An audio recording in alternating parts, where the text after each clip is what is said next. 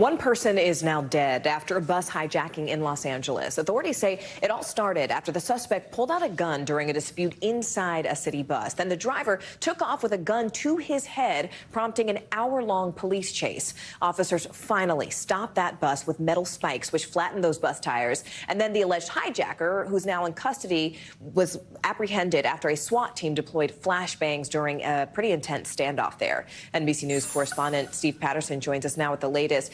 Steve, one thing that I found so interesting about this story was that officers responded after they actually saw a sign saying call 911 that was flashing there on the bus. What happened?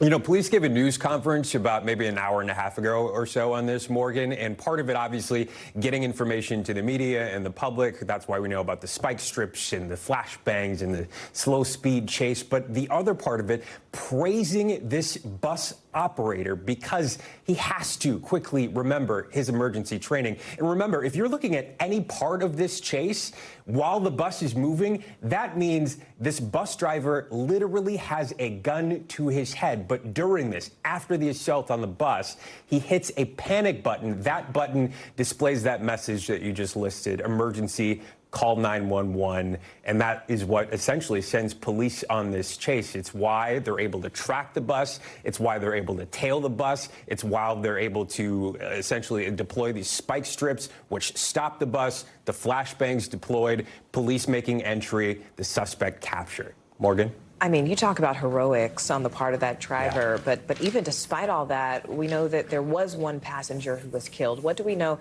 about that passenger? But also, Steve, what do we know about the suspect?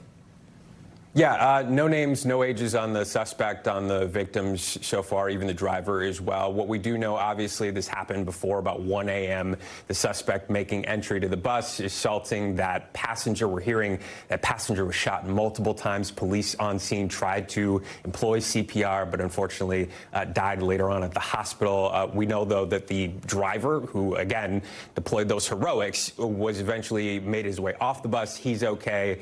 The suspect as well, unharmed because police made entry, safely took him down. All right, Morgan? Steve Patterson joining us with the latest from Los Angeles. Steve, as always, thanks so much.